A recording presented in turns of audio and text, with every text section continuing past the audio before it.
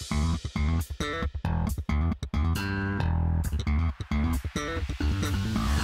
a beautiful day that you have made. I will praise you. Una po sa lahat, ako nagpapasalamat kay Pastor Boyet. Talaga namang pag dumating po kami dito, talagang hindi kami iniiwanan. Thank you, Pastor. Napakabuti niyo sa amin. At sa church na ito, maraming salamat po sa inyong desire. I hope may desire po tayo sa salita ng Diyos. Okay, doon po tayo sa Revelation chapter 5. Mula verse 1 hanggang verse 5. Sundan po ninyo. Ito po yung desire po ni Apostle John tungkol po sa aklat na nakita niya. Yung aklat ng Diyos. At makita po natin yung kanyang reaction, yung kanyang desire, bakit patungkol po sa aklat na yon. At sana po maging kamukha po niya tayo sa ganong. And I saw in the right hand of him that sat on the throne a book written within and on the backside sealed with 7 seals. May nakita po si John. Dito po kasi dinala po sa doon sa heavenly vision. At nakita po niya sa kamay no nakaupo sa trono yung isang aklat. A book. Pag sinabi pong book, marami pong pahina yan, di ba? And then, ang sabi, it was sealed with 7 seals. Pag sinabi pong seals, meron pong mga description yung sinatawag na sealed. Pag sinabing sealed, yan ay tanda po ng purity. Di ba pag bumili tayo ng patis, nakabote. Sabi, do not accept if seal is broken, di ba? Huwag mo raw tatanggapin pag natanggal na yung seal. Bakit? Kasi baka nalagyan ng anumang bagay yon, di ba? Pag naka-seal, ibig sabihin, pure yun, malinis yun. And okay. Secondly, pag sinabing seal, tatak, yan po ay paunawa, identity yan, marka kung saan galing. Tama? Mahalaga ba yon? Kamukha yung, kunyari, meron mga kalabaw at baka dito, di ba nilalagyan ng tatak? Di ba? Yung hero, para kilala kung sino may-ari. Ganun po yan. Itong aklat na ito, ang sabi, it was sealed. Pag sinabing sealed po dyan, pure yan, at saka, alam mo kung sino may-ari niya. And I saw a strong angel proclaiming with a loud voice, who is worthy to open the books and to loose the seals thereof, ang sabi niya. At may sumigaw na isang anghel, at ang sabi, sino ba ang karapat-dapat na magbukas ng aklat na yan at buksan yung seals, ang sabi niya. Alright? Verse 3, and no man in heaven, nor in earth, neither under the earth, was able to open the book, neither to look thereon. Ang sabi, wala sino man sa langit o sa lupa o kaya sa ilalim ng lupa na pwedeng magbukas ng aklat na yan. O kaya tumingin man lang, ang sabi niya. Verse 4. Alam niyo reaction ni John? Ito po. And I wept much. Umiyak po siya. Bakit? Because no man was found worthy to open and to read the books, neither to look thereon. Umiyak si John dahil ang sabi niya, walang tao na karapat-dapat na magbukas. Walang pwedeng magbigay unawa. Okay. That's why, verse 5, pero merong nagsabing isang elder, ang sabi niya. And one of the elders saith unto me, weep not. Huwag kang umiyak, ang sabi niya. Behold, the Lion of the tribe of Judah, the Root of David, hath prevailed to open the book and to loose the 7 seals thereof. Sa kanyang pagdadalamhati, sapagat walang makapagbukas, ibig sabihin po, walang makaunawa, walang makapagbigay unawa. Ngunit sumagot po yung 5, isa lang ang pwede magbigay unawa, yung ating Panginoong Hesukristo. Right? Sa atin pong mga mananampalataya, ako po'y napunta sa church na ito at tumatayo dito ng may sinatawag nga boldness. Actually po sa personal, ano ko po, ano po rin ako, introvert din ako. Ako po'y palaging, gusto ko lang yung nag-iisa lang, hindi nakakasalamuha. Mahihain po ako nun. Hindi ako makatayo sa maraming tao. Pero, ang Panginoon po, nagbukas na opportunity para siguro matrain ka. Sa ganitong gawain, isa lang po yung lakas ng loob ko. Hindi po yung aking sarili. Kasi sa aking sarili, wala naman akong pwede pagmalaki. Ang lakas ng loob, kinukuha ko po dito. Ito. Kasi, nire-recognize ko po na ito yung authority. Pag sinabing authority, lahat po tayo nakailalim dyan.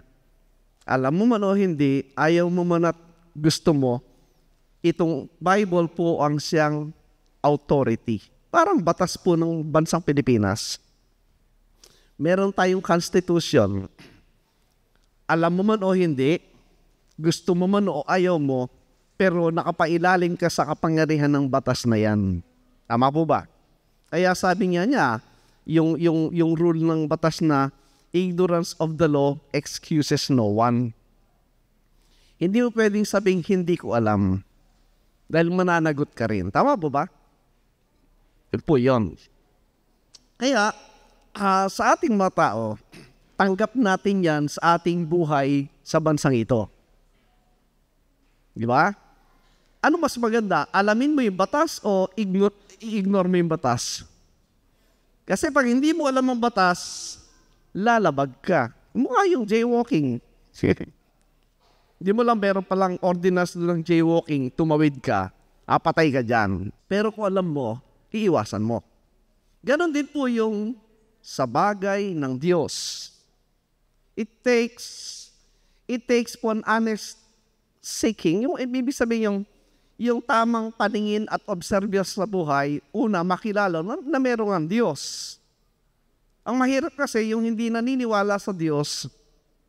Alam niyo sabi ng Bible, doon sa mga hindi naniniwala sa Diyos, the fool said in his heart, there is no God, ang sabi niya. Yung mangmang, ang sabi, sinasabi niya sa kanyang puso, walang Diyos. Bakit puso? Ba't hindi mind? Kasi po, pag ginamit ng tao yung kanyang isipan, imposibleng hindi siya maniwala na merong Diyos.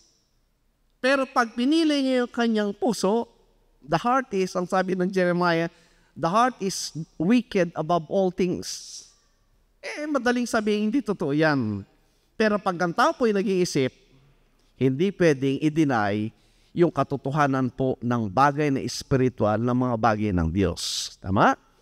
Kaya, yung aklat po ng Panginoon, itong aklat na sinasabi, iniiyakan ni John, bakit walang makapagbigay ng unawa, iniiyakan po niya yun.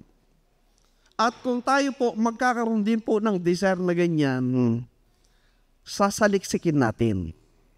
Sasaliksikin natin sapagkat pag hindi po natin ginawa yan, di ba, itong news this last week, yung mga trial sa Senate, yung reklamo against yun sa, sabi, yung New Jerusalem, nasa Davao na. At maraming napasok doon na, especially mga kabataan. Actually, marami po.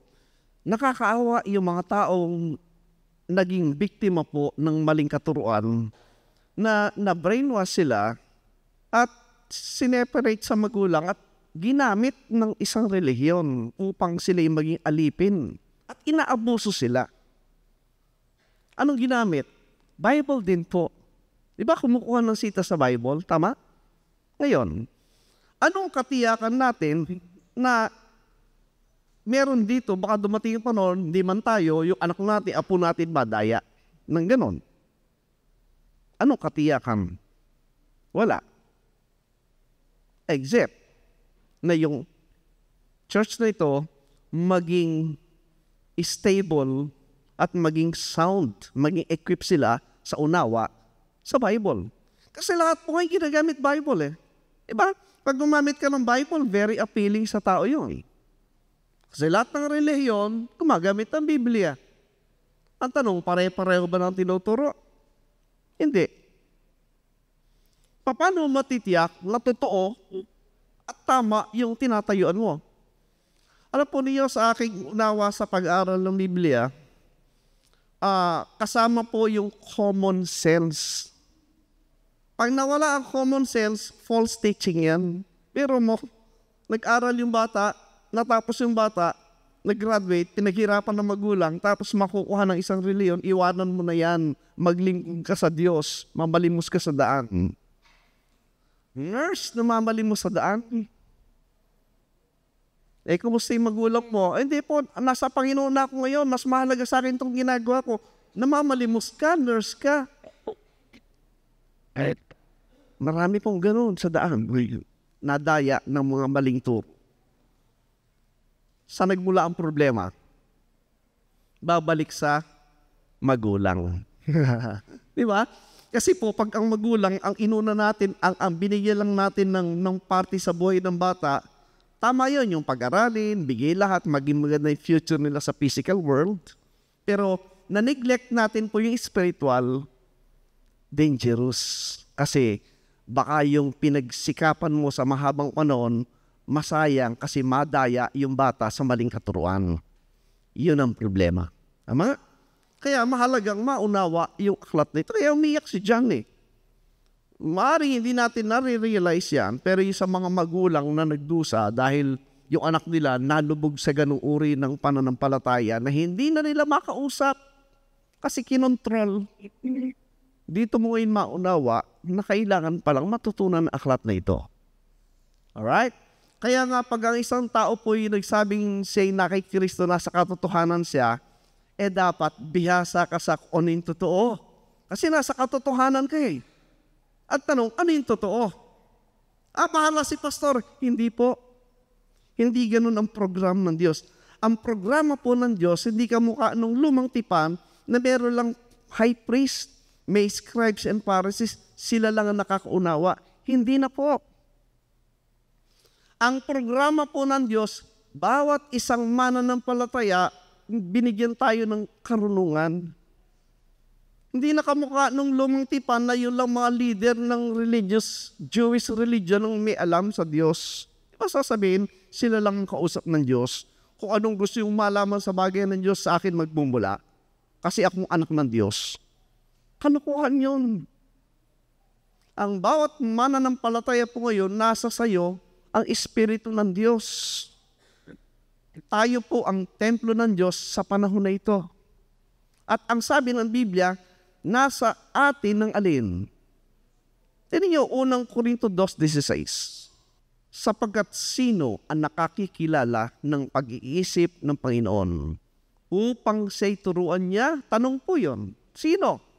Ang sagot, datapwat nasa atin.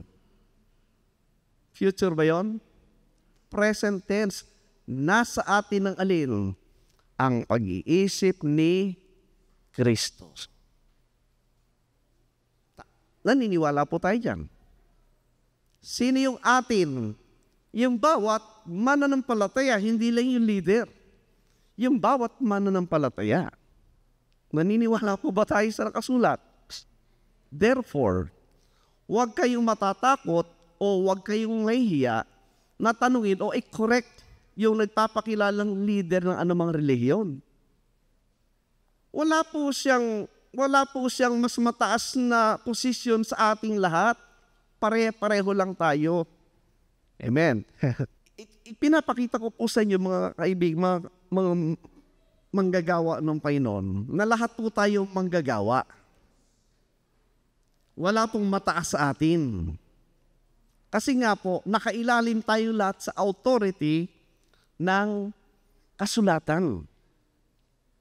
Alisin na natin sa isip na dahil si ganyan, sa yung pastor, sa yung bishop, sa yung leader, hindi na pwedeng tanungin, hindi na pwedeng i-correct. Hindi po, pwedeng tanungin, pwede rin i-correct. Kasi nakapailalim tayong lahat dito. Pag mali yung ginagawa, pag mali yung tinuturo nung sinasabing leader, i-correct. Ipakita yung bata yan na mali nga yun. Kasi po, dyan tayo nadadaya ng relihiyon. Kasi napakataas ng tingin ng mga tao sa mga leader. Kasi ang pakilala nila, nakausap ko ang Diyos kagabi, ang sabi ng Diyos ganito. Siya lang ang paano siya nakausap ng Diyos? Ba't tayo hindi kinakausap? Kung may magsabi, ako rin nakausap ko ang Diyos kagabi, hindi ganyan na sinabi. Di nag-away na sila. Mali po yun maniwala doon na naginip lang yun. Nanguusap po ang Diyos ngayon ayon sa nakasulat. Hindi po i-violate ng Diyos yung written truth. Kontrata po ito Una, nagsasalita sila, verbal. Ano mas maganda, yung verbal na usapan o yung nakasulat na kontrata? So dumating na panahon, ginawa ng Diyos, isinulat lahat. Sinong ginamit sumulat? Tao. Para maging binding. Yung sinabi ng Diyos, sinulat ng tao. So dito tayo. Hindi i-violate ng Diyos yung nakasulat sa panaginip ng pastor o ng leader. Kalokohan yun. Huwag kayo padaya sa ganun. Pandaraya po yun. Now, I will give you one example, pinakamadali. Para hindi po kayo ma-deceive at mapahiya yung nagpapanggap ng lingkod ng Diyos. Paano mong malalaman na yung kausap mo ay totoo o hindi? Pag sinabi niya, ako'y lingkod ng Diyos, ako'y mensahero ng Diyos na may dalang mensahe para sa iyo, may dala pang Bible, yung maganda pasuot. Paano mo malalaman na siya nga ay totoo? Isa lang po.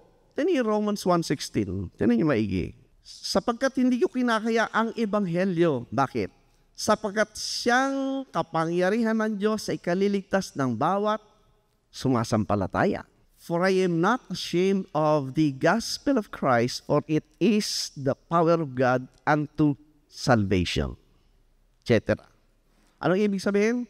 Yun daw mabuting yung gospel of Christ, ang kapangyarihan ng Diyos ay kaliligtas ng mga tao. Tama? Maliwanag ba? Ang tanong, ano yung gospel? Kasi sa Tagalog yan hindi ko kinakaya ang mabuting balita ni Kristo. Ano yung mabuting balita? Tanungin mo, nagpapahig po ba kayo ng mabuting balita ni Kristo? Sasagot yan Siyempre. Okay, tanong mo ulit. Ano po yung mabuting balita? Pag yung kausap niyo po, ang sinagot ay, siyempre mabuting balita, Biblia. Tama ba yung sagot? Tatanungin natin si Pablo. Tingnan nyo, 2 Corinthians 4:3. But if our gospel be hid, it is hid to them that are lost. Kung ang aming ebanghelyo ay natatalokbungan pa, ay may talokbong sa mga napapahamak. Ibig sabihin, kung yung kausap mo, hindi alam yung gospel, lost siya. Pag sinabing lost, ligtas ba o hindi? Unsaved. Hindi niya alam ang sinasabi niya kung anong tinuturo niya. Yung ang gospel, hindi niya alam kung ano ibig sabihin Kasi mali yung sagot. Paano nating masabing mali ang sagot? Di siyempre, tanungin natin yung nagsasabi, ano ba yung gospel na yan? Sino nagsasabi nun? Si Pablo. Dinefine po ni Paul kung ano yung gospel. Saan natin makikita? Unang Korinto 15, mula 1 hanggang 4, tingnan po natin maigi. Ngayon, pinatatalastas ko sa inyo mga kapatid. Ano ibig sabihin? Eto, dinideklara ko, sinasabi ko sa inyo kung ano yung gospel, na inyong aking pinangaral, na inyo namang tinanggap na siyang naman ninyong pinanatilihan. Verse 2. Sa pamagitan nito'y iligtas kayo kung matyagan ninyong iingatan ang salitang pinangaral ko sa inyo, maliban na kung kayo nagsinumpalataya na walang kabuluhan, doon daw kayo naligtas sa gospel. Verse 3, eto. Tignan nyo maigi po yung 3. Sapagkat ibinigay ko sa inyo na una, sa lahat, ang alin? Ay akin namang tinanggap na na si Kristo ay namatay dahil sa ating mga kasalanan, ayon sa mga kasulatan. 4. At siya'y inilibing at siya'y muling binuhay na ikatlong araw ayon sa mga kasulatan. So ayon kay Pablo, ang mabuting balita ay yung yung pagkapako, yung pagkamatay, pagkalibing at pagkabuhay na maguli ni Kristo na sapat na upang bayaran ang lahat ng ating kasalanan. Mabuting balita ba yon? Yes! Kaya pag may nagsabing, tinanong, ano yung good news? Ano yung mabuting balita? Siyempre yung Biblia. Tama ba yung sagot? Hindi Yung bang buong Biblia, good news ang laman? May lake of fire nga doon good news ba yun? So, mali. So, hindi alam, nung nagpapanggap na lingkod ng Diyos yung mensahe. Unang-una, mensahe ng kaligtasan. Makikinig ka ba sa Kanya? Doon pa lang sa una, mali na Paano ka pang lalawak ituturo niya sa'yo? Sigurado ko, ibabalik ang turo niyan sa kautusan at sa gawa. Kasi yun mismong mensahe ng kaligtasan, hindi niya alam. Mali na lahat. So, wala na. Na-identify mo na yung kausap mo na sa mismo, hindi niya alam kung ano ituturo niya sa'yo. Doon pa lang kung mabablock na, hindi ka na madadaya. Pag naituro po natin sa mga anak natin yan, yun na po yung kanilang depensa sa mga false teachers na kumakalat sa paligid natin. Nabigyan na natin sila ng depensa bilang magulang. Di po ba maganda? Kailangan po natin yan. Okay. So, umiyak si John sapagkat yung aklat ay hindi mabuksan. Sapagkat walang makapagbigay unawa. Ganon din po ba yung ating desire? Ako po, noong umpisa ko pong basahin ng Biblia, actually, college na ako noon, pero hindi ko naintindihan. Sense lang na interest, pero wala akong naintindihan. Sapagkat di ko pa naunawa. Hanggang nakita ko yung sarili ko, pagdating ko na age 30, may asawa na ako, doon ko palang nakita yung kabuluhan ng Biblia, nung akin maunawa, yung Kristong namatay sa krus para sa akin. At mula po noon, hindi na ako humintong nagbasa, nag-aral, nagsaliksik, naghahanap ng katuruan for more than 30 years. Up to now. Ano po yung up to this time, na-amaze pa ako sa aking nakitang katotohanan sa Bible na ito. Ang dami ko pa pong nakikita ngayon na napakagandang turo at lalo pong dumidiin yung aking paniwala sa aklat na ito. That is why, sa marami pong tao, hindi pa po nababasa yung laman yan, yung miss po yung the greatest truth na pwede natin ma-encounter sa buhay nito kundi yung salita ng Diyos. Sapagkat ito po ay, number one, ito po ay katotohanan ng kasaysayan. Number one po, ang Diyos po nagbigay ng aklat. Right? Binigyan tayo ng Diyos po ng Genesis hanggang Malakay. Ito po yung bumubuo po ng Old Testament. Ito pong Genesis to Malakay, ito po'y isinulat pamula kay Moses. Pag binasa niyo po yung Genesis, grabe po yung laman nun, yung chapter 1. Yun ay, pinakita po doon yung prophecy na magaganap po sa bansa ng Israel hanggang dumating po sa ating panahon bilang sa katawan ni Kristo. Imagine po, yung aklat na naisulat around 800 BC, ang epekto, ang katotohanan ay hanggang sa panahon natin. Kaya po, manghihilabot ka pag nakita mo, sapagkat katotohanan yun ay isinulat ng Diyos, ibinigay ng Diyos sa katotohanan. Hindi pwedeng gawa at sulat ng tao lang yan. Yung pong accuracy ng fulfillment ng mga events na nakasulat dyan, talaga po nakamamangha. Kaya pag ini-ignore mo yung salita ng Diyos, talo ka, sapagkat nandoon po yung kapangyarihan at kamay ng Diyos sa kanyang salita. Binibigyan tayo ng pribilehyo na mabalikan natin yung history ng mga panahon na yon at ma-verify natin yung katotohanan sa ating time. Sabi nga po ni Elon Musk, alam niyo si Elon Musk? Yung may-ari ng Starlink. Sabi niya, we are living in the days of superhuman. Tayo po, ang sabi niya, para tayo mga superman. Sapagkat compared sa mga tao noong busy period, ang layo, sapagkat tayo nakaupo ka lang ngayon, nakakausap mo yung tao sa buong kahit saan. Di ba? Kung makikita kayo ng mga tao nung unang panahon yan, magtataka sila sa atin eh. Nakita po ba natin yan? Sa lahat ng generation yan, we are more blessed sapagkat nandito na po yung mga technology na pinapadali lahat ng bagay sa buhay natin. Ano po ba? Nung panahon, may washing machine ba nung panahon na yun? Sa mga misis, washing machine. Yung automatic, iwanan mo ngayon, umalis ka, pagbalik mo, pasasampay mo na lang. Meron mga ganun nun? Di ba? So, ibig sabihin, bilangin po natin blessing natin in these days compared sa mga tao noong unang panahon.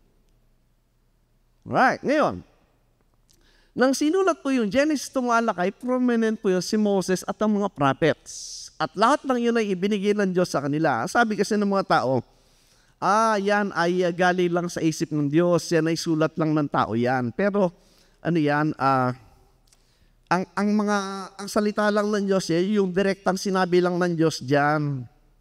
Hindi yung sinasabi ng tao. Yun po ay ignoranting conclusion sapagkat, tinan niyo po, Jeremiah 36, I'll give you one example po. Nang lahat ng sinulat po dito, sinabi ng tao, pero yun po ay mensaheng pinili upang mabasa at maunawaan. At nangyari na ika-4 na taon ni Joachim na anak ni Josias na hari sa Juda na ang salitang ito ay dumating kay Jeremias na mula sa Panginoon na nagsasabi, verse 2, kumuha ka ng isang balumbon at iyong isulat doon ng lahat ng salita na aking sinalita sa iyo laban sa Israel at laban sa Huda at laban sa lahat ng mga bansa mula ng araw na magsalita ako sa iyo mula ng kaarawan ni Josias hanggang sa araw na ito. 3. Marahil ay maririnig ng sambahayan ni Juda ang lahat ng kasamaan na aking pinanukalang gawin sa kanila upang humiwalay bawat isa sa kanila sa kanyang masamang lakad upang aking maipatawad ang kanilang kasamaan at ang kanilang kasalanan. 4. Ano ginawa? Na magkagayo tinawag ni Jeremiah sino? Si Baruch. Ano ginawa? Na anak ni Nerias at sinulat ni Baruch ang lahat ng salita ng Panginoon na saan mula? Sa bibig ni Jeremiah na sinalita sa kanya sa balumbon. So yung lahat ng lumabas sa bibig ng propeta na ito, yun ang isinulat at sinabing yun ay salita ng Diyos na isinulat.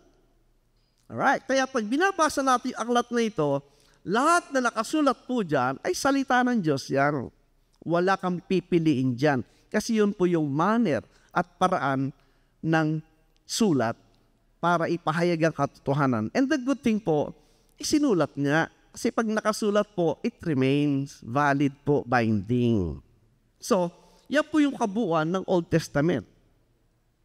At natapos po yung kanyang narration o pagpapakita ng katotohanan hanggang sa Malakay. At pagkatapos nagkaroon po yan ng break. Nag-break po yan ng around 70 years. At dito po naisulat yung Apokripa. Yung 7 books ng Apokripa. Ano yung Apokripa? Ito po yung time na tinatawag na intertestamental period because Old Testament, pagkatapos po nito ay yung New Testament, right? In between, meron pong gap. Dito po sa period na ito, yung Israel po as a nation nawasak na. Ang natira po yung tribe ni Judah at saka ni Benjamin doon sa Babylon. Naging captive po sila. At sa panahon na yan, wala pong mensaheng ibinibigyan Diyos sa kanila. Kaya yung pagkasulat po ng Apokripa, kaya nga Apokripa hindi po sa inspired. Apokripa, not inspired. Kaya yung ating aklat po, hindi kasama yung 7. It's a good reading material, pero it's not part po ng recognized na authority ng kasulatan. Tandaan po niyo yun. And then later on, after that period, naisulat po yung Matthew hanggang Revelation. So meron kang 39 books at saka 27 books. So meron tayong 66 books ang sabi niya. Mula kay Moses sa mga propeta, dumating ang Panginoon sa Kristo at ang sabi po ng prophecy ng Jeremiah chapter 18, yung propeta na yan nakamukha ni Moses, ibibigay ko sa kanyang aking salita at yun ay kanyang sasalitain sa inyo. Nagbigay ng mensahe ang Panginoon together with the 12 apostles at ang sabi, pag alis ko, dadating ang banal na Espiritu at ituturo lahat sa inyo yung mga bagay na aking sinabi. So nagpatuloy pong banal na Espiritu hanggang dumating si Apostol Pablo, isinulat po yung 13 to 14 epistles at tinanggap po nila yon. Ang may authority po na magsabi kung ano yung tamang kasulatan, siyempre ang Panginoon Hesukristo. Matthew 23 verse 35. Upang mabubuo sa inyo ang lahat ng matwid na dugo na nabuha sa ibabaw ng lupa. Buhat sa dugo ng matwid na si Abel. Yung Abel po, Genesis. Hanggang sa dugo ni Zacarias. Ang Zacarias po, nasa 2 Chronicles.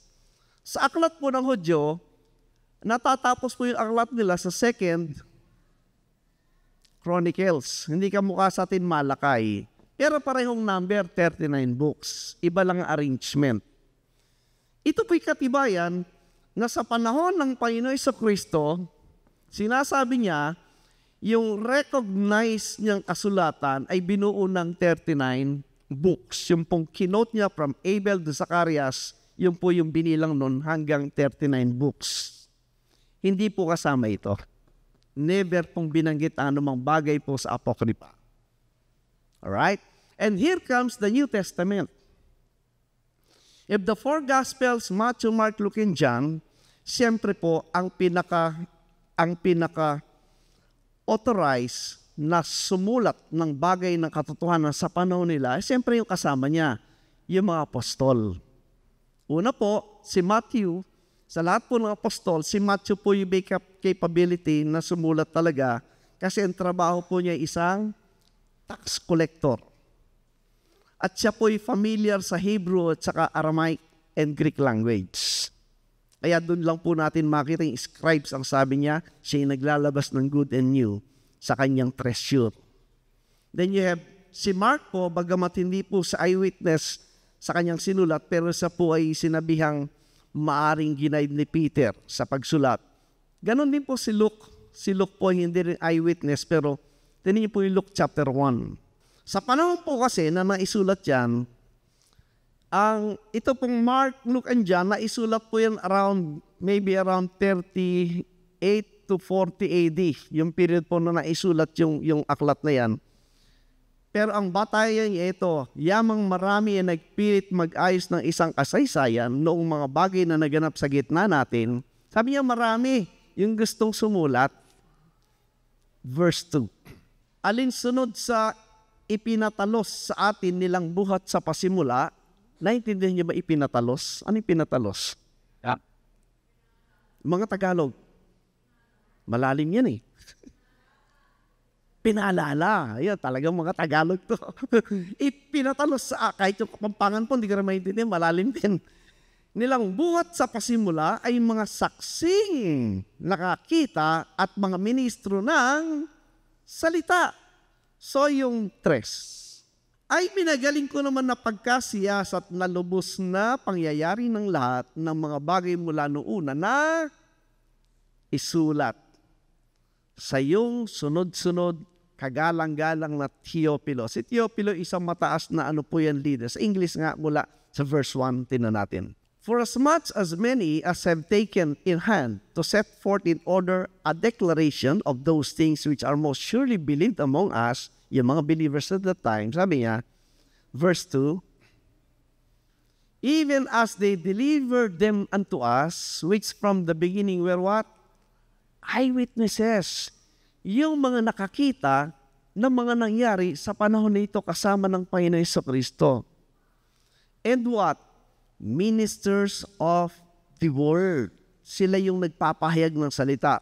Verse 3. Ayan, sabi ni Luke, it seemed good to me also, having had perfect understanding of all things from the very first to write unto thee in order. Si Luke po is a good writer po siya. Kasi doktor po siya. Most excellent Theophilus. So at the time, marami na po yung sumusulat. Pero makita natin, ito lang po yung recognized authority. Kaya sinasabing Gospel of Thomas, Gospel of Judas. During those days, hindi na po tinanggap yan. Hindi na in-accept ng body of believers na yun na inspired. Good readings material, pero hindi sa kasama sa authorized ng mga writings para maging doctrine. Kaya hindi na isama doon. Okay. So, you have the Old Testament, merong break, and the New Testament, meron tayong 66 books. Yan. Ito po yung ating aklat ngayon. Yung ating Bible. Dapat maalam po tayo sa aklat na ito. Kasi ito po yung ating armas. Dito nagmumula yung ating paniniwalaan o hindi pa paniniwalaan. At kung ikaw nga ay katawan at sangkap ni Kristo, gusto mo ikaw ay nasa katotohanan, dapat alam mo kung ano yung totoo. Pag tinanong ka, alam mo yung sasagot mo. Huwag mo bahala si pastor dyan. No, ikaw ang tinatanong. Huwag kang magharap ng kakampi. Ikaw ang tatayo, ikaw haharap, ikaw sasagot. Tama po ba? Kasi nasa iyo yung Banal na Espiritu. Nasa iyo ang Diyos. Templo ka ng Diyos. Ba't maghahanap ka ng ibang sasagot? Ikaw ang sasagot. Tama po ba? Yung po yung napakaganda, di ba? Sa ganung paraan, mababantayan mo rin yung tahanan mo. Walang sino mang miyembro ng pamilya mo na pwedeng dayain. Kasi alam ninyo kung ano yung totoo. Yung po yung strong Christians. Okay. So ngayon, the next question po is this. Kaya umiiyak po si John sapagkat ang problema doon, wala kang makaunawa. Okay. Wala makaunawa noon. Kaya ang commandment po, even in the Old Testament, in Isaiah 34:16, ito pong commandment to, kung naghahanap kayo ng utos ng Diyos, ito yung utos, unang-una sa lahat. Sabi niya, seek ye out of the book of the Lord and what? Ginawa na po ba natin yan? Nabasa niyo na po ba? Yung book of the Lord, nakita niyo na ba? Why? No one of these shall fail. None shall want her mate. Hindi na kailangan niya ng pasugo. Pupunta ka sa kanila, bawal magbasa ng Biblia, magbasa ka pasugo. Di ba? Punta ka sa mga sexy na naglalakad sa daan, magbibenta ka ng libro. Punta ka sa Mormons, bibigyan ka ng Book of Mormons. Teka muna. Sabi ng Bible, none shall want her mate. Ito, sapat na. Hindi mo na kailangan yung mga aklat na yon. Ang kailangan mo lang hanapin at basahin, ito. Kasi ito yung Book of the Lord. Tama po ba? Sabi niyo, bakit? For my mouth it hath commanded, and his spirit it hath gathered them into 66 books na sapat upang maging gabay natin sa ating pananampalataya. Tama po ba? Ang itinataas po natin dito yung Bible, hindi yung preacher, hindi yung teacher. Yung Biblia. Para yung mga mananampalataya, nakafocus sila, hindi sa personality, ingat po ay sa magagaling mag-preach. Yung mga kulto po, magagaling mag-preach. Mahay ka talaga sa kanila. Yung emotion mo, everything, mahay ka. Until such time, parang Diyos na yung preacher. Dangerous po yun. Kasi, ang napupuno sa tao, emotion. Hindi ito. Dapat yung mind. Dapat yung mind. Para maging wise yung believer, hindi siya nadideceive. Tama po ba? Ganun po siya. That's why we have the book. Nasumpungan na ba natin yung book of the Lord? Doon sa ating mga session, nakita po natin, di ba? Ang Bible po natin, kaya maraming iba-iba yung laman ng Biblia. Marami ngayon, hanggang ngayon, hindi alam, ang Bible, ang laman po ng Biblia, hindi pare-pareho. Di ba? Meron tayong King James. At meron tayong mga modern version. Hindi po pareho yung laman yan. Pinakita ko last time sa inyo. At doon sa broadcast natin, pinakita ko na hindi totoong mahirap basahin ng King James. Mas madali daw maintindihan ng modern version. Kasi nungalingan po yun.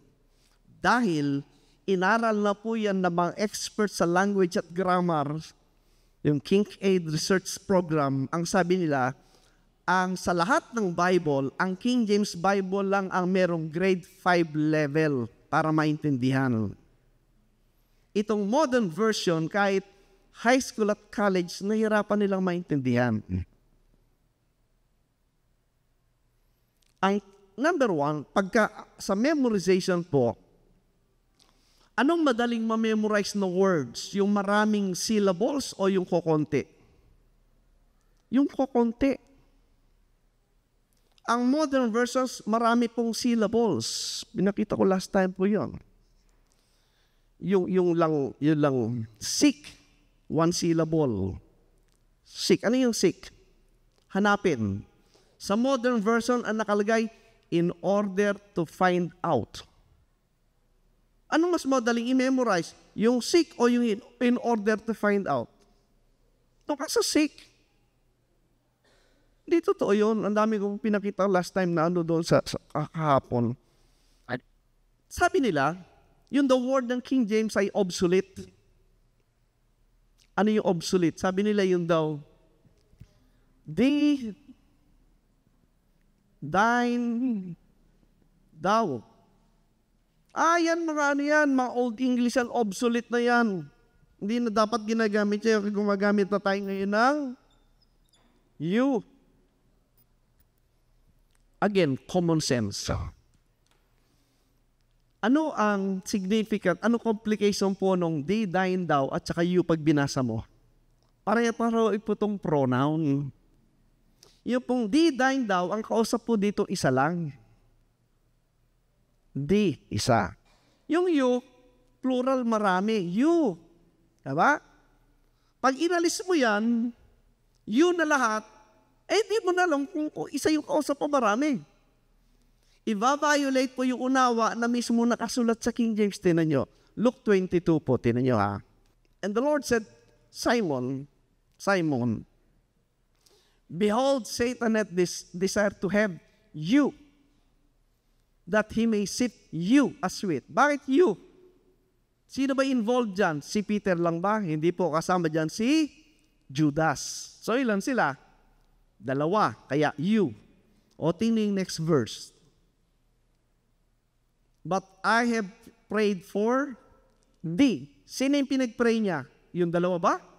Yung isa lang, si Peter. Kaya thee. Singular, pronoun. Second person pronoun. Ito po, grammatically correct ang King James. Yung lahat ng modern versions, mali. Gagamitin mo ng you, para sa plural ito Pag inalis mo ito, kaya meron mga English teachers, nalilito sila, ginamit uli ito.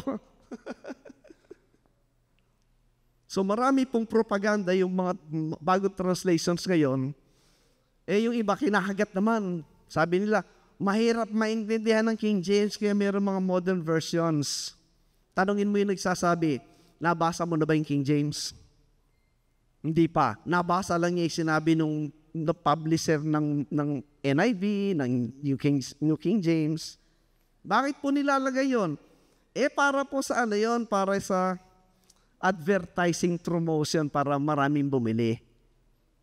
Pero hindi totoo na mahirap maintindihan ito. In fact, mas madali pong maintindihan ng King James kesa sa mga modern version. Sinasabi lang nila, nakukondisyon maisip ng mga tao, kaya, mahirap maintindihan yan. Hindi pa nga nila binabasa Yun ang problem. At isa pa, Yung modern version po, yung Good News Bible, nagmumura. Mahirap na magitin pinakita kahapon. Nagmumura talaga. Grabe po yan. So, where is the book of the Lord today? We have it in the King James Bible. Maaaring, paano yung mga Tagalog, Ilocano? Pwedeng gamitin lahat. Hindi ko naman sinabing lahat yan masama. Kaya lang, pag may issue, babalik ka sa King James para makorek. Di po ba? Parang ano lang yan. Alam mo yung final authority mo kung saan yung katotohanan. So, do you have the book of the Lord? Para ibalik po natin yung ating, mahirap maintindihan yung King James, Pastor. Sabi mo lang yan, pero hindi mo pa sinubukan. Alam niyo ba yung ibon na kyaw? Ibon, kyaw, yung Palawan, yung bird. May kaibigan ako, yung ibon na yon, tinabi niya sa telepono. Every time nag-ring telepono, kring, kring. After a month, narinig niya yung ibon, kring, kuha na ng ibon yung tulog ng telepono. Yung ibon mo natuturuan yung pakayang tao. It's a matter of practice. At pag binasa po yung King James, nagpo-provide po ng richer vocabulary yan sa reader at saka yung kanyang diction sa reading. Ayaw po na ko, i-level po natin ng gano'n yan. Sapagat kahit anong gawin natin, talagang hindi pareho ng laman yan. Diba? Mas magandang pagtiyagaan yung tama na mahirap kesa sa madali nga, pero mali naman. Tama po ba? Doon ka na sa tama na mahirap, pero nasa higher level ng ng standard. Okay? So we have the book of the Lord today. At ang sabi, read it, ang sabi niya. Now, in that sense po, ang blessing po natin mga kaibigan, yung Bible po natin, ano ba yung laman niyan? Diyan po nagkakatalo yan. Ano ba yung laman ng aklat na yan? For over 2,000 years, hanggang ngayon, pinagdidebatihan pa rin. Diba? Hanggang ngayon, ang daming reliyon, ang daming iba't ibang katuruan na nagkakagulo. Kahapon po meron ako pinuntang isang parang conference na invite lang, dinaanan ko lang sila, hanggang 12 lang naman kami. Very good po yung preacher, napakabait niya, isang American, Chinese-American siya.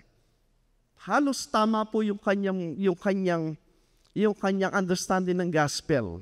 Dinidil po niyang Galatians chapter 2.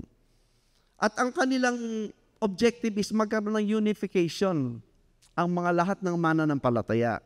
Sabi ko, ideally at saka biblically, imposible magkaroon ng unity in the flesh.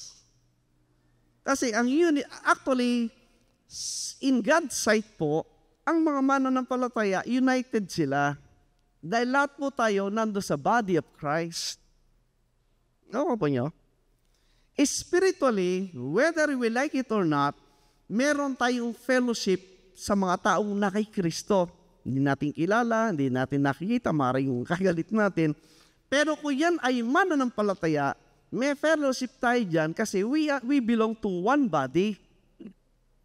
Ito pong sabi ni Pablo, Ephesians chapter 4, na pagsakitan, ano yung pagsakitan? Pagsikapan? Tama po ba? Pagsikapan? Pagsakitan o pagsikapan ninyong ingatan ang pakikipag-isa sa Espiritu sa tali ng kapayapaan. Ang unity po ng mananampalataya ay nasa Espiritu. Sa papanong paraan. Tingnan niyo po yung 4. Sa flesh, maaaring hindi kayo nagkakasundo, aaway kayo. Pero kung pareho kayo mananampalataya, nagkakaisa kayo kasi pareho kayo nasa isang katawan, hindi sa flesh, but in the spirit. Sa ating inclusion, in the inward man, which is yun ang nasa spirit. Tama po ba? Sa tingin ng Diyos, walang division sa katawan ni Kristo. Although tayo sa ating laman, kaaway natin sila, away nila, galit sila sa atin, etc. Para bang divided tayo sa flesh, sa ating unawa. Pero sa tingin ng Diyos, hindi. Lahat tayo nasa iisang katawan. At ilang espiritu? Isa. Gaya naman ng pagkatawag sa inyo sa isang pag-asa ng pagtawag sa inyo. So pag sinabing unity, merong unity. Pag ikaw ay mananampalataya, we are all united in the body of Christ. Pero pagdating sa flesh, imposible yun. Kasi nasa laman tayo, iba-iba yung unawa ng laman. Ito sabi ng unang Korinto 1:10 po, tinan nyo.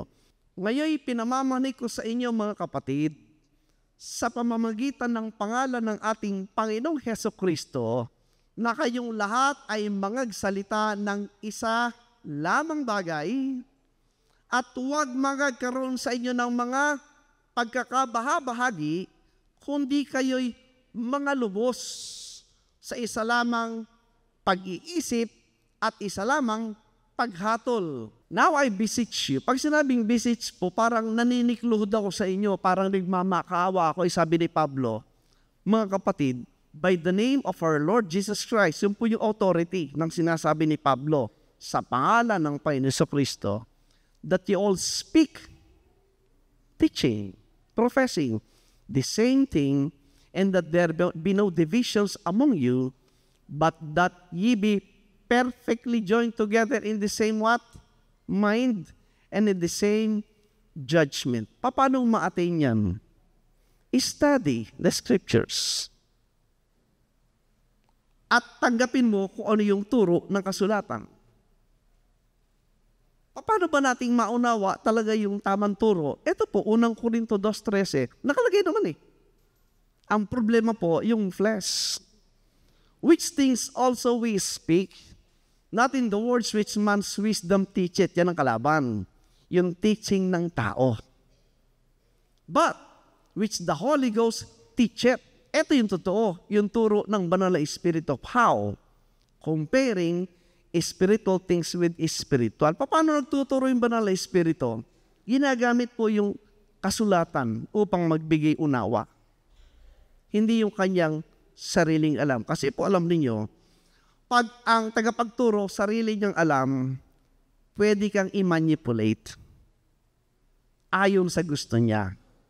Hindi mo alam yung leader mo pala, ang kanyang motivation ay natutunan niya sa iba, how to get money from God. Pwede ma-manipulate yung mga tao. Di ba? Hindi ituturo, yung sinuturo mo ng Espiritu, ituturo niya kung ano yung natutunan sa kanyang naging pattern. Ano naging motive? Ang motive niya, dumami yung tao, lumaki yung ministry, makilala, yumaman, etc. Yun ang motive. Pero yung katotohanan po hindi. Sad thing, nowadays, pag nagturo ka po ng Biblia ngayon, ng doctrine, ayaw nila. Number one, alam nila makita yung totoo. Marami na ako nakita, alam nilang totoo, pero hindi nila matanggap kasi maraming mawawala sa kanila. Mawawala. Influence, pera, maring miyembro. Pero yun ang totoo. Dami ko na pong nakitang mga na ipahayagan ng salita ng Diyos. Iilan po yung tatayo. Iilan. Ngayon ako yung masaya kay Pastor Boyet eh. Kasi alam lang matibay po ito. Kaya lang, hindi popular. Kasi wala tayong gimmick eh. Hindi tayo marunong magpaiyak. Hindi tayo marunong magkwento.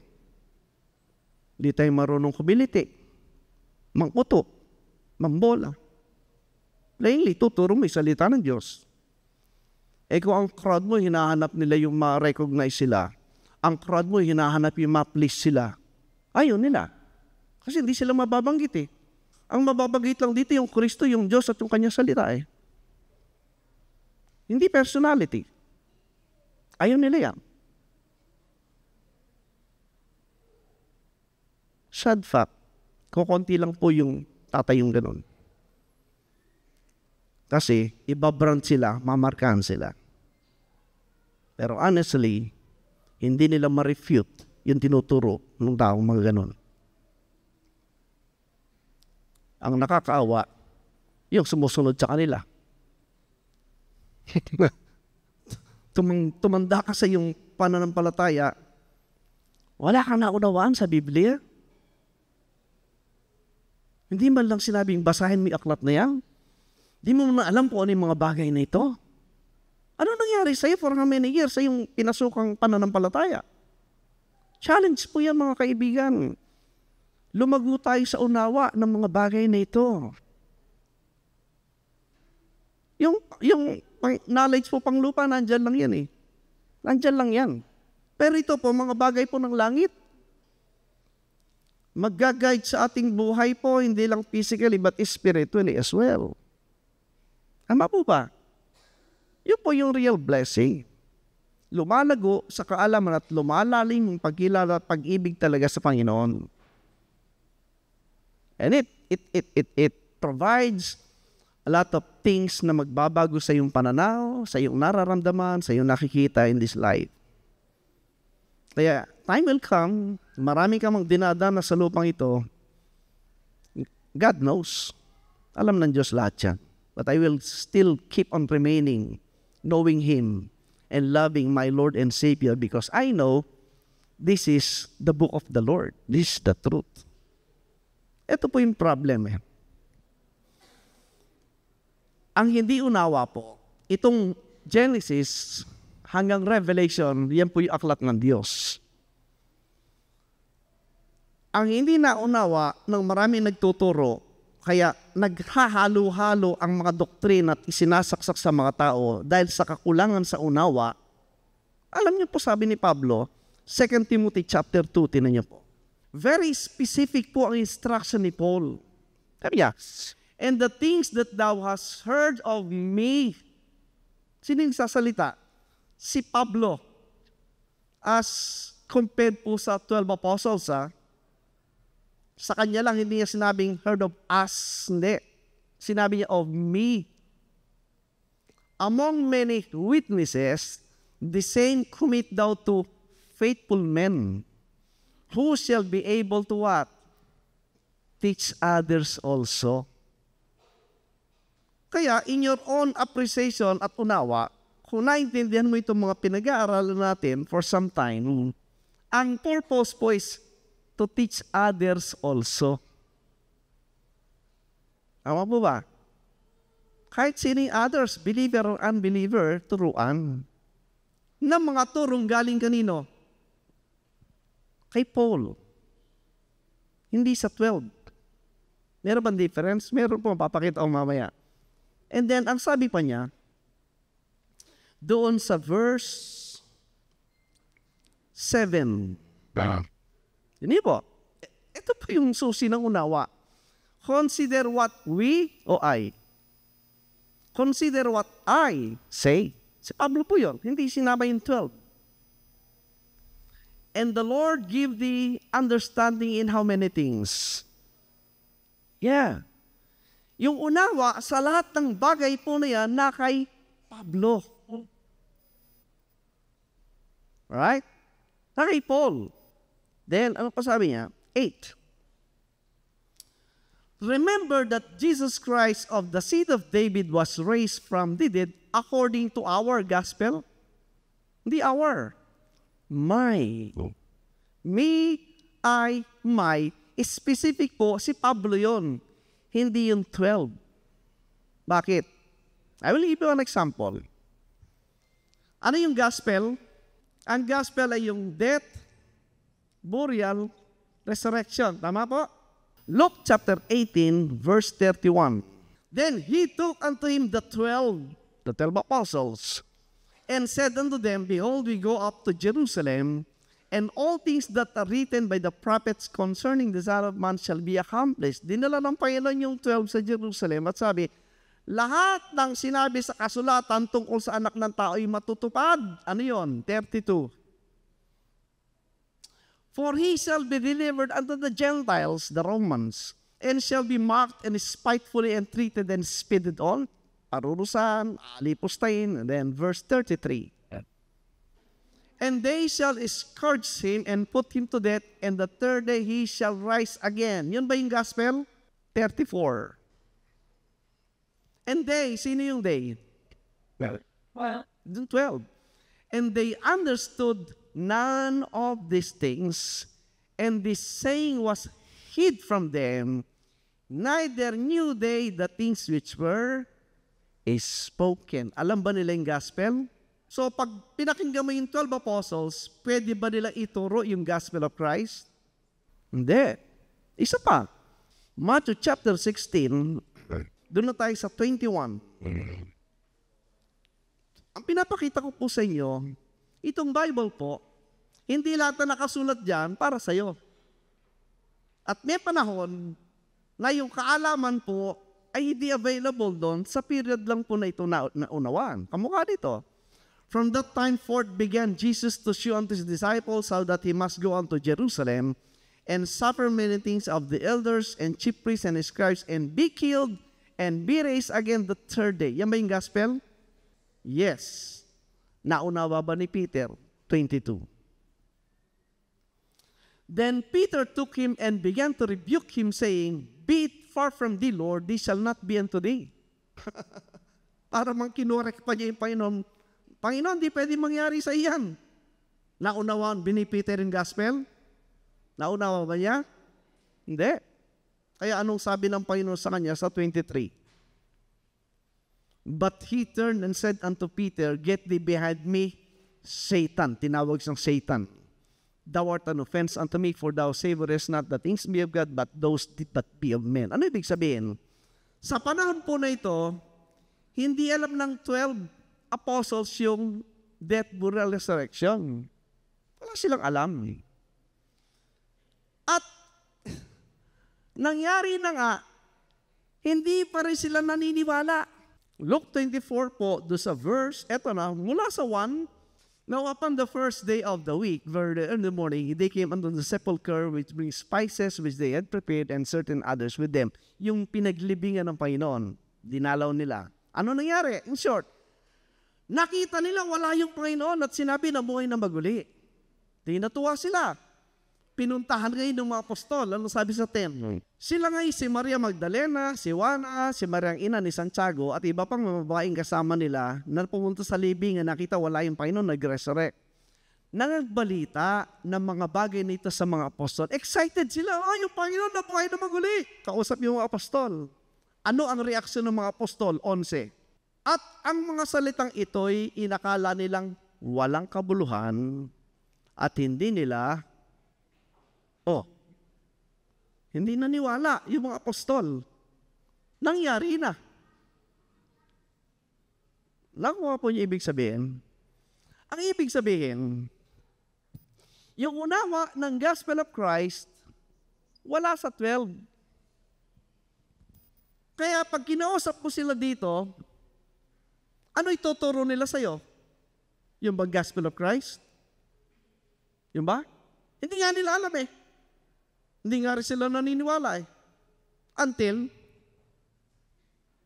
si Peter, 12, tinayo.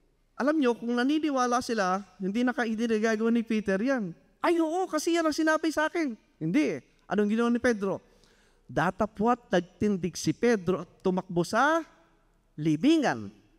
At nang siya'y tumungo, pagtingin niya sa loob ay nakita niya ang mga kayong lino na nanga sa isang tabi at umuwi siya sa kanilang bahay na nanggigilala sa nangyaring yaon. Doon pa lang naniwala. Nung makita niya, nga no, wala nang gano. Pero sa buong panahon tinuturo sa kanila, hindi nila maunawaan. Ano ibig sabihin? Alam niyo kung ano lang pinapaniwalaan dito? Hindi nila alam po yung kabayaran ng kasalanan, hindi nila alam yung katapusan ng kautusan, hindi nila alam. Isa lang alam nila, ano yon? Mateo 16. Tinan niyo po, magbula po tayo sa 13. Sige, parang maunama po natin bakit marami tayong kapatid sa iba't ibang pananampalataya na hanggang ng isip nila kasalanan pa rin. Kasi hanggang dito lang sila sa uri ng unawa ng mga apostol dito. Nang dumating nga si Jesus sa mga sakop ng Cesarea ni Filipo, ay tinanong niya sa kanyang mga alagad na sinasabi, ano baga ang sabi ng mga tao kung sinong anak ng tao? Kasi pinagdidibatean, sino ba yung Jesus na ito? Di ba? Karpintero, anak ni Jose, gano'n lang yan. 14. At kanilang sinabi, anang ilan si Juan Bautista, ang ilan si Elias, at ang iba si Jeremias o isa sa mga propeta. Alam nyo, kung bakit hindi magalaw agad ng mga pariseo na saktan yung Panginoon Jesucristo? Kasi marami namang taong naniniwala na siya nga yung mga yan. Kaya hindi nila magalaw. Alright? 15. Binalikan ng Panginoon ng tanong. Kanyang sinabi sa kanila, datapot ano ang sabi ninyo kung sino ko? O kayo, sino naman ako? Parang gano'n ang sabi ng Panginoon sa kanila. Sumagot yung Pedro, 16. At sumagot si Simon Pedro at sinabing, ikaw ang Kristo at anak ng Diyos na buhay. Yun ang dapat, yun ang kanilang pinaniwalaan kasi yun po yung issue sa time na sino ba yung Kristo na ito? Kaya ano sabi ng 17? At sumagot si Jesus at saka sinabi, mapalad ka, Simon Barjona, sapagat hindi ipinahayag sa iyo ito ng laman at ng dugo, kundi ng aking Ama na nasa langit. 18. At sinasabi ko naman sa inyo na ikaw ay Pedro, at sa ibabaw ng batong ito'y itatayo kong aking iglesia. Ano yung bato? Yung pundasyon na na si Kristo. Ang pundasyon na si Kristo, ang anak ng Diyos, na si Kristo ang Mesiyas. Yung sinasabi, at ang pintuan ng Hades ay hindi magsisipanaig laban sa Kanya. So sa panahon na ito, yun lang po yung unawa nila. Yun po yung buod ng John 3:16. Ano sabi ng John 3:16? Tingnan niyo sa English. For God so loved the world that He gave His only begotten Son, that whosoever believeth in Him should not perish but have everlasting life. Believing what? Na siyang anak ng Diyos. May pinag-usapan ba niyang bayad ng kasalanan mo? May pinag-usapan ba niyang tapos ng kautusan? May pinag-usapan ba niyang ito na yung bagong tao, hindi na yung Israel? Hindi. Ang pinag-usapan po ay kung sino si Kristo. Kaya, si Pedro po, ang mga apostol, still, pagdating sa Acts chapter 10 at saka 21, very prominent, nag-observe po sila ng law. At nakita niyang bukas ang langit at may isang sisidlang bumababa, gaya ng isang malapad na kumot na nakabitin sa 4 na panulok na bumaba sa lupa. Isang vision pinakita. Kumot. Anong laman ng kumot? 12. Na do'y naroon ng lahat ng uri ng mga hayop na may 4 na paa at mga nagsisigapang sa lupa at mga ibon sa langit, mga hayop. Ang nakita, 13. At dumating sa kanya ang isang tinig, magtindig ka Pedro, magpatay ka at kumain. O patay, kunin mo, patayin mo, kainin mo yan, sabi niya. Sa kautusan, bawal kainin yan, unclean foods and unclean animals. Ano sabi ni Pedro? 14. Datapat sinabi ni Pedro, hindi maari, Panginoon, sapagkat kailanman hindi ako kumain ng anumang bagay na marumi at karumal-dumal. Yan po yung nasa kautusan nila. Anong sabi ng Diyos? 15. At muling dumating sa kanya ang tinig sa ikalawa, ang nilinis ng Diyos ay huwag mong ipalagay na marumi. O, may nagbabago na dito. Sabi ng Diyos, hindi, nilinis na yan. Huwag mo na sabihing marumi aking nilinis. Ano yung unawa po sa mga hayop? Tingnan nyo Acts 10 dito sa 28. Tingnan nyo maigi po. Dito parang nakaunawa si Peter na At sinabi niya sa kanila, nalalaman niyo na hindi matuwid sa isang taong Hudyo na makisama lumapit sa ibang bansa. At gayon may ipinakilala sa akin ng Diyos na sino bang tao'y huwag kong tawaging marumi o karumal-dumal. Yung mga hayop ba na yun, literal bang hayop ang pinapaunawa sa kanya? Hindi. Pinapaunawa yung mga unclean animals, mga tao, na mga hentil, kamuka natin. Simbolo po yon. At binigay unawa kay Pedro. At yun nga po yung unawang nakita niya. Dahil, dito po sa cross, tapos na yon. Sa cross pa lang po, hindi na binibilang ka na karumal-dumal yung mga hentil, ang sabi niya. Ang unawa ni Pedro saan dumating? O tingnan nyo, Acts 10. Ibig sabihin, pag pinakinggan mo yung doktrina ni Pedro mula Acts 1 hanggang 9, hanggang 10, maliligaw ka. Kasi hindi niya unawa yung nangyari sa cross. Tama po ba? Ganon din po yung nasa Jerusalem.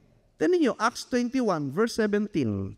At na magsidating kami sa Jerusalem, ay tinanggap kami ng mga kapatid na may kagalakan. Verse 18.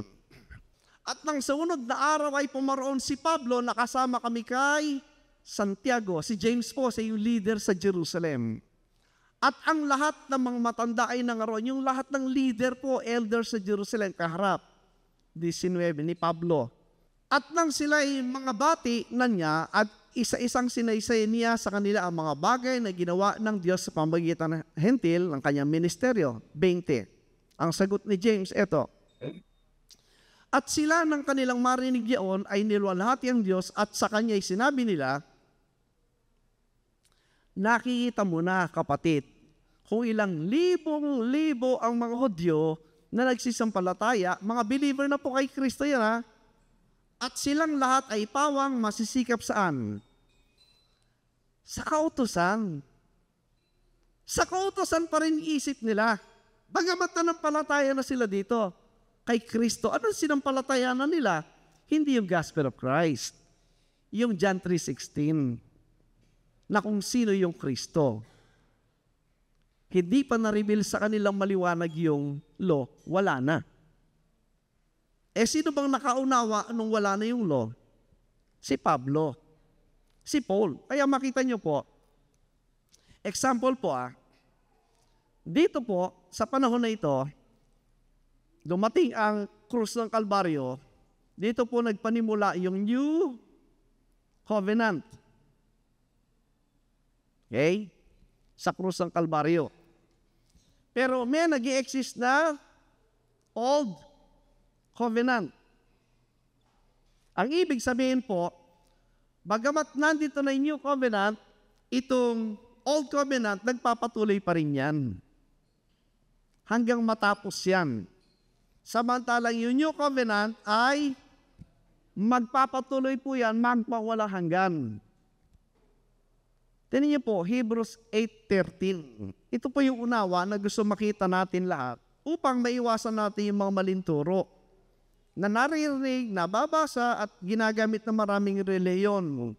In that he said, a new covenant yet made the first old. Ano yung new covenant? Ito po, dala ni Kristo, bagong covenant. Nung dumating po yung bago, ang sabi, yung existing covenant naging old, naging luma na ito. At ang nangyayari, ang sabi niya, ito ay decaying and waxeth old until it vanish away. Kailan nag-vanish away yan? Yes, 70 AD. Bakit natin sinasabing 70 AD? Kasi po, ang sangkap ng Old Covenant, unang-una ay yung temple. Ano bang nangyayari sa templo? Doon sila nag-aalay ng mga hayop sa kapatawaran ng kasalanan. Kailangan pa ba yun? Hindi na. Kasi meron isang sacrifice, meron isang hain. Anong isang hain ang mahalaga sa lahat? Ito. Tapos na. Pero dito po kasi, nakatayo pa yung temple. Sige pa sila sa paghahain. At narito pa po yung bansang Israel at saka yung city Jerusalem. Bakit 70 AD? Kasi nung 70 AD, nawasak yung templo. Siyempre, pag nawasak ang templo, wala nang sacrifice ng hayop. Tama? Yung city Jerusalem, nasunog po. Nasunog talaga. Yun po yung figure ng lake of fire. Yung bansang Israel, wala na. Namatay po yung 1.1 million according to Josephus. Yung iba po, tinangay ni Titus naging slave dun sa Rome, sa Europe, etc. Totally, nawala po yung nation Israel kailan? Nung 70 AD, kaya vanish away ang sabi niya. Ang problema po, pag pinag-aralan natin yung Acts period at yung mga doctrine, dito po natin mababasa yung lahat ng patungkol sa curses or blessings. Okay? Yung Old Covenant po, nakakondisyon sa obedience. Sa pagsunod. Pag sumunod sila, blessing sila. Pag hindi sila sumunod, curses sa kanila. Okay? Itong New Covenant po, isa lang kondisyon. Ang New Covenant, ang kondisyon lang na is faith. Maniwala ka. At ito po ay heavenly. Ito ay earthly. Dito po, sa panahon na ito, mula sa krus ng Kalbaryo, ito po yung critical. Kasi sa isipan po ng mga Hudyo, nandoon pa yung templo, nandoon pa yung Israel, at yung city Jerusalem, ayos pa at that time. Kaya sa isipan nila, hindi nila naunawa ito. Itong unawa po na ito, binigay po ito kay Pablo. Kay Paul. Hindi alam ng mga Hudyo, mawawala na ito. Eh, di ba sinabi ng Panginoon, mawawasak ang templo na ito, dadating ng katapusan? Tingnan niyo, Matthew 24:1. And Jesus went out and departed from the temple, and his disciples came to him for to show him the buildings of the temple. Nandun pa yung temple, right? Ano sabi? Verse 2. Jesus said unto them, see ye not all these things? Hindi niyo ba nakita ang lahat ng bagay nito? Verily I say unto you, there shall not be left here one stone upon another that shall not be thrown down. Ano sabi niya? Yung templo na yan ay mawawasak. Alright? Tingnan niyo po yung reaction ng mga apostol. 3. Ayan o. And as he sat upon the Mount of Olives, the disciples came unto him privately. Tinanong ng mga apostol yung sinabi niya, saying, tell us, kailan mangyayari ito? Ano yung tanda na yung pagdating at yung end of the world? Alam niyo, sa marami nagbabasa, pag end of the world, antimano, lulukso siya sa, magugunaw na yung mundo. Malapit na. Malapit na. Mula nung 500 AD, marami nang humuhula. Hanggang ngayon, wala pa. Ano yung sabihin ng world jam? Sunod na talata po sa 14. And this gospel of the kingdom shall be preached in all the world for a witness unto all nations, and the end shall end. Pag daw na-preach yung gospel sa buong mundo sa panahon na yun, anong nangyayari? Dadating na yung katapusan. Tanong, nangyari na ba yan? Na-preach na ba yung gospel sa buong mundo? Ang sabi ng mga friends nating church, di pa. Sino nagsabi sa hindi pa? Kami. Tanungin natin yung Panginoon. Tanungin natin si Pablo. Nangyari na ba yan? Romans 1:8, tinan niyo po. First, I thank my God through Jesus Christ for you all that your faith, ano yung faith nila? The gospel of Christ. The gospel of Christ, sa panahon na yan, naipahig ni Pablo, that your faith is spoken of hanggang saan? Throughout the whole world. Ang sabi ni Pablo, sa panahon sinusulat niya, naipreach na sa buong mundo. Tama ba tayong nawa? Kauna-unahan ay nagpapasalamat ako sa aking Diyos sa pamamagitan ni Jesucristo tungkol sa inyong lahat na ang inyong pananampalataya ay bantog sa buong sanlibutan. So clear po, sa time ni Paul, na-preach na. Colossians 1:5. Okay, dahil sa pag-asa na natataan para sa inyo sa langit na ang una ay inyong narinig sa salita ng katotohanan ng ebanghelyo, ng gospel. Alright? 6. Na ito'y dumating sa inyo, gayon din naman kung paano sa buong sanlibutan na namumunga, etc., etc. 23. Kung tunay na kayo'y mamamalagi na sa pananampalataya na nababaon sa at matitibay at di makilo sa pag-asa sa ebanghelyo na inyong narinig na ipinangaral sa ilang? Sa lahat ng mga nilalang sa silong ng langit na dito akong si Pablo ay ginong ministro. Naipahayag na ba? Yes, tama. Balikan natin Mateo 24:14. At ipangaral ang ibanghelo na ito ng karya sa buong sanlibutan sa pagpapatuo sa lahat ng mga bansa at kung magkayo'y darating ang wakas. Naipahayag ni Pablo ang buong salita saan? Doon sa panahon po ng kanyang ministeryo, doon sa Roman Empire, yung tinawag na lugar na kung saan tinawag na mundo na sinasakop ng Roman Empire, yung inhabited world. Natapos po ni Pablo lahat yun. Kaya, nung siya po'y sinasabing namatay noong 64 AD, ano nangyari? Dumating na yung katapusan. Katapusan ng ano? Ng mundo ng Old Covenant. Yung age po ang yung panahon ang tinutukoy.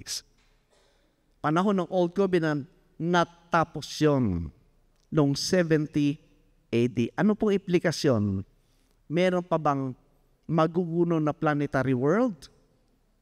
Wala na po. Yung panahon po natin, wala po tayong last days. Wala po tayo sa panahon ng tinatag na end times. Wala tayo noon. Dito meron, time of the end. Pakita ko sa inyo, Hebrews 1:2. Ano sabi po ng sumulat sa Hebrew? Hot in this, hindi sinabing those. In this, nung sinusulat po yung Hebrew, in these last days, ano yung sabihin?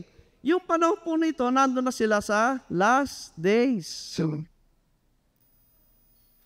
Sa panahon na yon, huling araw man nila yon. Sapagat darating na yung end. Yung end, ng kailan? Nung 70 AD. Katapusan ng panahon nila. Right? Kaya yung mababasa mo sa Revelation, hindi po sa panahon natin yon. Sa panahon nito, dito naganap lahat yon. Kaya yung Antichrist, yung tataka ng 666, dito po yon. Hindi tayo kasama doon. Kasi yun ay sangkap po ng sumpa sa ilalim ng Old Covenant. Kasama ba tayo dyan? Hindi po. I-compare po natin ang difference ng dalawang verse. 2 Timothy 1:9. Tiniyak. Dito po nagkakabohol-bohol po yung mga nagtuturo eh. Ano sabi ng 1:9? Who hath saved us and called us with an holy calling, not according to our works. Kailan yan? Sa cross. Tama? Bakit sa Revelation 20 verse 12, ito yung mababasa? And I saw the dead, small and great, stand before God, and the books were opened. Another book was opened, which is the book of life, and the dead were judged out of those things which are written in the what? Books according to their works. Kasama ka ba dyan? Anong books ang pinag-uusapan dyan? Exodus 24, tinan nyo, verse 17. And he took the what? The book of the covenant and read in the audience of the people, whose people? Israel. And they said, all that the Lord hath said will we do and be obedient. Kasi po, sa book of the covenant, yun po yung law. Yun po yung law. Yung law na ang bilang po ay 613 laws. Kaya, tinanggap nila, susunod kami, magiging faithful kami diyan. Ano ginawa? Verse 8. Sige, sinabi niya yan ha. And Moses took the blood and he sprinkled it on the people and said, behold the blood of the covenant which the Lord hath made with you concerning all these words. Ano ginawa? Ni-ratify yung kanilang sinabing yes. Sa lahat na nakasulat doon, binding na sa kanila yon. From that day, lahat ng kilos nila ay ihahatulan ayon sa nakasulat sa aklat. Kaya sa bawat nilalabag nilang nakasulat sa aklat, according to thy works. Kasama ba tayo doon? Kasama ba tayo sa Book of the Covenant? Hindi. Hindi naman tayo kasama sa Covenant eh. Tayo po, nakasalig po yung paghatol sa atin saan? Romans chapter 2, tinan niyo po, 14. For when the Gentiles, tayo yan, which have not the law, do by nature the things contained in the law, having not the law, are a law unto themselves. Nasaan? 15. Which should the work of the law written in their what? Hearts. Sa book ba? No. Their what? Conscience. Book ba yon? No. Nasa conscience po yon. Yung law na tinutukoy. Kailan ginudge po yung conscience? Kailan ginudge yung conscience ng tao? Sa cross. Hebrews 9 verse 14 ba yun? How much more should the blood of Christ, who through the eternal Spirit offered himself without spot, purge your what? Conscience. From dead works to serve the living God. Ano yung conscience? Knowledge of good and evil. Yung mind. Kaya when you believe the gospel of Christ, anong naintindihan mo? Nalinis yung conscience mo ng sin, sins, law, at saka ng death. Kaya, yung conscience mo, clear na yon, meron ka ng bagong mind. Renewed na ang iyong isipan. Hindi ba Ephesians 4:23, ano sabi doon? And be renewed in the spirit of your mind, yung conscience. Eh ano yung according to thy works? Papasok ba sa atin yun? Hindi. Sa Israel yon. Balikan nyo, Revelation 20 verse 12. Yan. And I saw the dead, small and great, stand before God, and the books were opened. Another book was opened, which is the book of life. And the dead were judged out those things which are written in the books according to their works, because binded sila ng old covenant condition. Sila po yung kausap to. So, pag hindi mo na-explain yan, paghahaluin mo kay may mga reliyon, ang salvation, hindi, nanampalataya ka, pero dapat manatili kang tuwid sa Panginoon. Dapat sumunod ka sa kautusan. Kasi pag hindi ka sumunod sa kautusan, mabubura yung pangalan sa aklat ng buhay. O di gawa pa rin. Kulang itong ginawa ni Kristo. Pero sinabi ng Panginoon po, tinan nyo, Hebrews 9:26. For then must he often have suffered since the foundation of the world. But now, nung sinusulat yun, around this period, once in the what? End of the world. Their world. Ano ginawa niya? Hath he appeared to what? To put away. Anong ipuput away? Sin. Kailan? By the sacrifice of himself.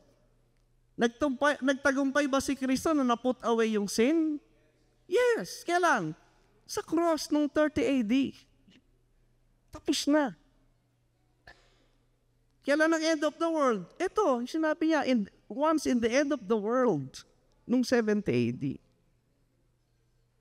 Tayo po, meron mo tayong end of the world sa ngayon. Tignan niyo po, Ephesians 3:21. Unto him be glory in the church. The church, pag sinabing the church, the body of Christ, by Christ Jesus throughout all ages, ano sabi? World without end. Saan yan? Ito po yan, New Covenant, Heavenly Temple. Walang end yan, according to Paul. Kaya po maraming doktrinang nagkakabuhol-buhol, nagkakalito-lito, maraming pumapasok, binabalik ang isip nila po sa lumang tipan, binabalik sa kautusan, binabalik sa sumpa, binabalik sa kung ano-anong mga pananakot na mangyayari, samantalang lahat ng yan ay sumpa para po doon sa bansang Israel na tumalikod doon sa covenant nila. Alam po nyo, nung naintindihan ko ito, nalinis yung isipan ko ng kasalanan, ng sumpa, ng paguno ng mundo, ng 666, ng demonyo, ng lahat. Kasarap pong mabuhay na walang iniisip na gano'n, di ba? Ano mas maganda, yung may iniisip ko, may demonyo sa bahay mo, o wala. Naalam mong yun ay hindi katotohanan lahat. Ang problema, pag napunta ka sa church na palagi na lang may demonyo pinapalayas, nako po, ba't palagi may demonyo dyan? Di ba? Hindi ba? As palagi may impyerno Di ba nakita yung pinananakot dun sa kingdom? Sa Davao? Pag hindi raw inala yung katawan, mapupunta sa impyerno? Angels. May angels of death pa? Pero ba yun? Mga honest people napunta sa ganung mga relihiyon tapos inaabuso ng leader na kung hindi ka raw dadaan sa kanya, pumunta ka sa impyerno. Tapos glorified body na raw siya. Nung hearing, nakita, nagigitata. Hindi ko nakita yung glorified body. Sabi, glorified body na raw. Hindi, yung isang nag-witness sa Senate, sa Congress, di ba? Nung nag-witness doon sa noon, okay. Kaya lang, nung naalala niya, glorified body na raw, natakot siya. Kasi parang nakikita niya kahit saan. Nung na-realize niya, hindi naman pala, hindi na siya nagbaliktad ng statement. Nung hearing kay Risa Ontiveros, hindi naman glorified body Nagmukhang 80. Di ba? Maraming nanloloko po ngayon. At ginagamit, Biblia. Kaya dapat alam natin kung paano gamitin yan. Para hindi rin tayo madaya.